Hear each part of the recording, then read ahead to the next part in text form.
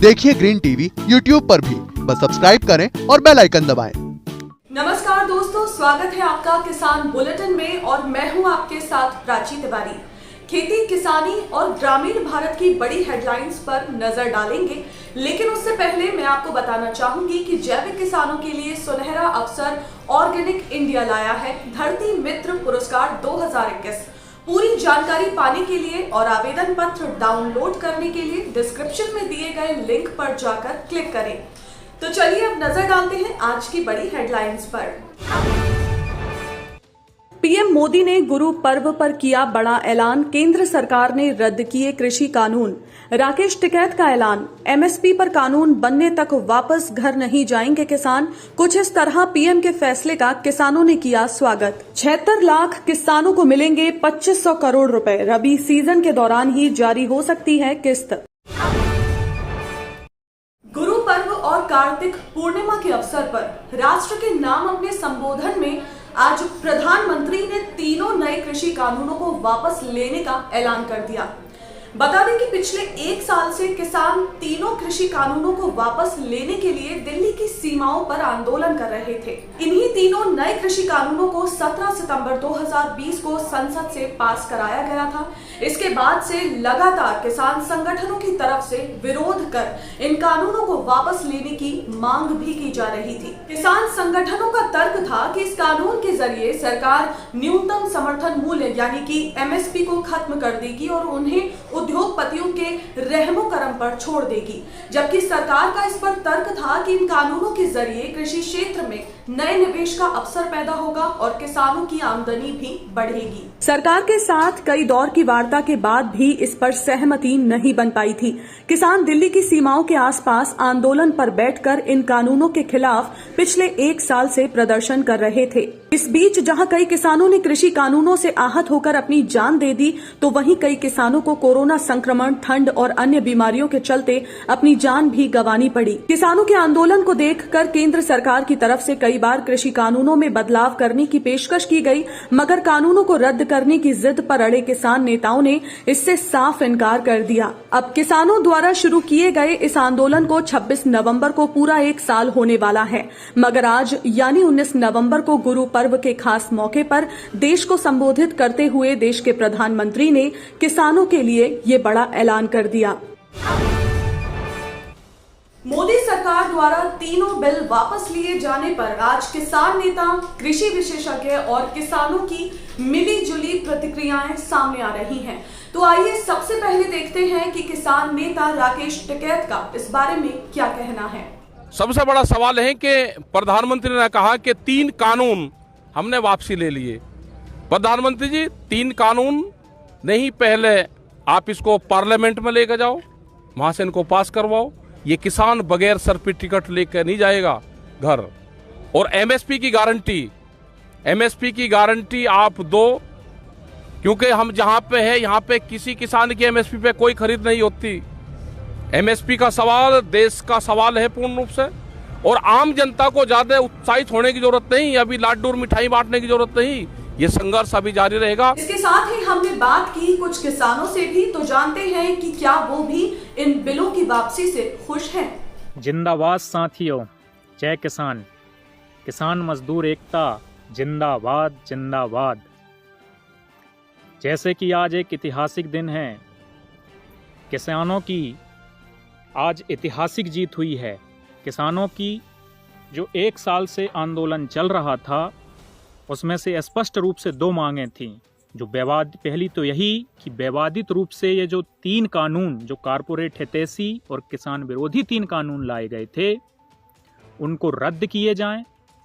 और दूसरी जो स्पष्ट मांग थी और जो किसानों की दशकों पुरानी लड़ाई है, वो यह है कि एमएसपी गारंटी कानून बने। भारत देश के अंदर किसान के द्वारा उपजाई गई फसल, किसी भी फसल का सरकार के द्वारा तय एमएसपी से, मिनिमम सपोर्ट प्राइस से नीचे खरीदी ना हो, चाहे वो एक व्यापारी खरीदे, प्राइवेट कंपनी खरीदे या सरकारी खरीदी करे या अन्य कोई भी सहकारिता एजेंसी खरीदी करें। लेकिन किसान की कोई भी उपज, कोई भी फसल समर्थन मूल्य से नीचे नहीं बिकनी चाहिए। जिस तरीके से आज चारों ओर कृषि बिलों पर चर्चा है और विभिन्न प्रकार के लोगों की अपनी राय आ रही है, तो मेरी जहां तक राय है, मैं कहूंगा कि इन कृषि बिलों को वापस लेने के बाद यदि किसानों के हित सुरक्षित रहते हैं तो मैं इसका स्वागत करूंगा।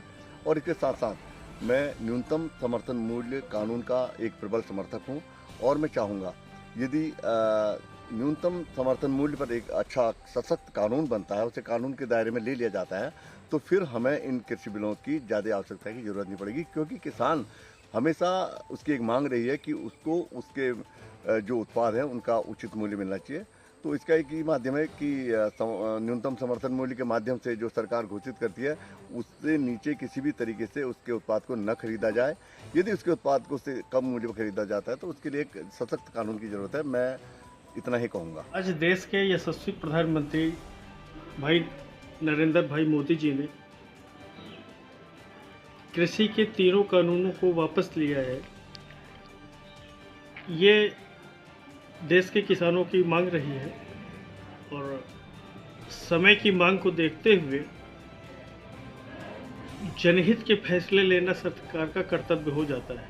उस कर्तव्य का पालन माननीय प्रधानमंत्री जी ने किया है, लेकिन इसमें दोनों पहलुओं को देखा जाना चाहिए कि किसान भी किसी तरह से ठगा ना जाए, किसान के उपज का सही मूल्य मिले। भारत देश एक कृषि प्रधान देश है, तो किसानों की प्राथमिकताएं चाहे वह कानून वापस लेने में हो चाहे उनको बनाने में हो, जिस भी प्रकार हो, वो सरकार का रवैया किसानों के पक्ष में होना देश को बहुत आगे ले जाएगा। किसान भाइयों नमस्कार, मैं गुरमीत सिंह प्रोग्रेसिव फार्मर पंजाब से। मैं आज श्री गुरु नानक देव जी गुरुपुरब पे सबको बधाई देना चाहता हूं और साथ में सारे देश के किसानों को बधाई देना चाहता हूं। आज हमारी बात प्राइम मिनिस्टर साहब ने मान ली है। उन्होंने खेती कानून जो उन्होंने बनाए थे रिपील करने का आज ऐलान किया है। पूरे देश के किसानों को बहुत बहुत बधाई हो और हम मोदी जी का धन्यवाद करना चाहते हैं, बीजेपी गवर्नमेंट का धन्यवाद करना चाहते हैं जिन्होंने 1 साल बाद हमारी बात मानी और स्पेशली जो 23 फसलें हैं उसके ऊपर जो हमारी डिमांड है 23 की 23 देश की फसलें उसके ऊपर MSP देने का और जो कानून कैंसिल करने का पार्लियामेंट सेशन के लिए शरद रुत में उन्होंने अनाउंस किया, उसके लिए हम मोदी जी का धन्यवाद करना चाहते हैं। और पंजाबी में कहावत है देर आए दुरुस्त आए। चलो 1 साल बाद ही मोदी जी के पास हमारी बात मानी गई, हम उनका स्पेशली धन्यवाद करना चाहते हैं क्योंकि MP में और हिमाचल में बहुत सारी कॉन्ट्रैक्ट फार्मिंग में धांधली हुई है, जिसके फीडबैक मोदी जी के पास जाने के बाद उन्होंने तुरंत एक्शन लेते हुए तीनों कृषि कानून का रिपील करने का ऐलान किया है। ग्रीन टीवी इंडिया के माध्यम से जानकारी मिला कि माननीय प्रधानमंत्री जी ने कृषि कानूनों को रद्द कर दिया है और वापस ले लिया है। ये किसान भाइयों के लिए काफ़ी खुशी की बात है कि उनके लगभग 1 साल संघर्ष के बाद माननीय प्रधानमंत्री जी ने कृषि कानून को वापस लिया है। इसे जल्द ही वापस ले लेना चाहिए था क्योंकि पूरे देश के किसान इस कानून से सहमत नहीं थे और इसका लगातार विरोध कर रहे थे। हमें इस बात का दुख है कि कृषि कानून वापस हो गया, लेकिन जो इस आंदोलन में हिंसा हुआ और जो किसान भाइयों की मृत्यु हुई वो काफ़ी चिंता का बात रहा। पश्चिम बंगाल की ममता बनर्जी सरकार रबी सीजन के बीच राज्य के किसानों को वित्तीय सहायता देने की पूरी तैयारी कर चुकी है। कृषक बंधु योजना के तहत राज्य के 76 लाख किसानों को 2500 करोड़ रुपए की आर्थिक मदद दी जाएगी। जी हां, राज्य के कृषि विभाग ने बताया कि योजना से जुड़े 13 लाख नए लाभार्थियों के खाते में भी डायरेक्ट बेनिफिट ट्रांसफर यानी कि DBT स्कीम के तहत पैसे भेजे जाएंगे। कृषक बंधु के तहत दिया जाने वाला पैसा केंद्र सरकार की प्रधानमंत्री किसान सम्मान निधि योजना से अलग है। पीएम किसान के तहत पश्चिम बंगाल के कुल 42 लाख किसानों को अभी तक पैसे मिल पाए हैं। राज्य से कुल 49 लाख आवेदन इस योजना के लिए जमा है, लेकिन 7 लाख आवेदन अभी तक सत्यापित नहीं हुए हैं। इस साल मई से पहले योजना के तहत किसानों को अधिकतम 6,000 रुपए की राशि दी जाती थी, लेकिन चुनावी वादे के मुताबिक जीत कर सत्ता में आने के बाद ममता बनर्जी ने किसानों को दी जाने वाली राशि को बढ़ा दिया था। इस कृषक बंधु योजना के तहत किसानों को 2 किस्तों में राशि जारी की जाती है। तो ये थी वो खबरें जिन्हें हमने आपको बताया विस्तार से, लेकिन इसके अलावा खबरें और भी हैं, तो आइए नजर डालते हैं बाकी की छोटी बड़ी अपडेट्स पर भी। तेलंगाना में न्यूनतम समर्थन मूल्य पर धान की सरकारी खरीद सुचारू रूप से नहीं होने से किसान काफी परेशान हैं। अपनी लागत निकालने के लिए वो औने पौने दाम पर पैदावार बेचने को मजबूर हैं। वहीं कुछ किसान थोड़ी अच्छी कीमत पाने की चाह में पड़ोसी राज्य कर्नाटक का रुख कर रहे हैं। हालांकि वहां भी उन्हें निराशा ही हाथ लग रही है और एमएसपी से करीब 600 रुपए कम पर ही वो धान बेच पा रहे हैं। किसानों ने बताया कि धान का समर्थन मूल्य 1,940 रुपए है, लेकिन वो इसे 1,300 रुपए प्रति क्विंटल के हिसाब से बेच रहे हैं। तेलंगाना के किसान प्रचुर मात्रा में धान उत्पादन करते हैं, लेकिन बीते कुछ महीनों से राज्य सरकार धान की खेती कम करने की अपील कर रही है। ऐसे में किसानों का कहना है कि अगर सरकार सुविधा मुहैया कराए तो वो धान छोड़कर दूसरी फसलों की खेती भी कर सकते हैं। पहले ज्यादातर लोगों के घरों के आंगन में तुलसी का पौधा होता था। समय के साथ आंगन खत्म होने लगे तो इसका पौधा भी उपेक्षित होता गया, लेकिन एक बार फिर इसका महत्व बढ़ने लगा है। वजह है कोरोना। तुलसी का प्रयोग आयुर्वेदिक और यूनानी चिकित्सा पद्धति में काफी हद तक किया जाता रहा है। अब कोरोना काल में लोगों ने इसका खूब काढ़ा भी पिया है ताकि इम्यूनिटी अच्छी रहे। आपको हैरानी होगी कि मुंबई नगर पालिका की नर्सरी से इस साल 52,000 से ज्यादा तुलसी के पौधों की बिक्री हो चुकी है। ये अपने आप में एक रिकॉर्ड है। तुलसी के पौधों की इतनी बिक्री इससे पहले कभी नहीं हुई थी। मुंबई कोविड-19 से सबसे अधिक चपेट में रहने वाले शहरों की लिस्ट में काफी ऊपर है। अब ये पौधा न सिर्फ लोगों के घरों की शोभा बढ़ा रहा है, बल्कि सेहत भी ठीक रखने में मदद कर रहा है। तो कृषि विशेषज्ञों का कहना है कि किसानों को तुलसी की बढ़ती मांग का फायदा उठाना चाहिए और इसकी खेती 20 से 25,000 रुपए खर्च करके हो जाती है, जिससे 3-4 महीने बाद 2.5 से 3 लाख रुपए किसान कमा सकते हैं।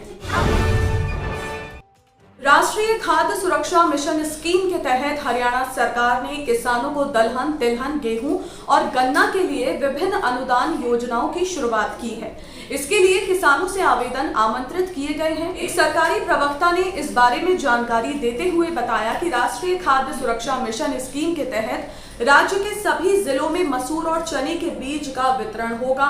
इनके प्रदर्शन प्लांट और सूक्ष्म तत्व, जिप्सम, जैविक खाद, पौधा संरक्षण, रसायन, खरपतवार नाशी, स्प्रे पंप और हस्त चालित बैटरी चालित स्प्रे का वितरण भी किसानों को अनुदान पर किया जाएगा। आज के किसान बुलेटिन में फिलहाल इतना ही। आप स्वस्थ रहिए और अपना ध्यान जरूर रखिए। फिलहाल मुझे दीजिए इजाजत। नमस्कार। देखिए ग्रीन टीवी यूट्यूब पर भी, बस सब्सक्राइब करें और बेल आइकन दबाएं।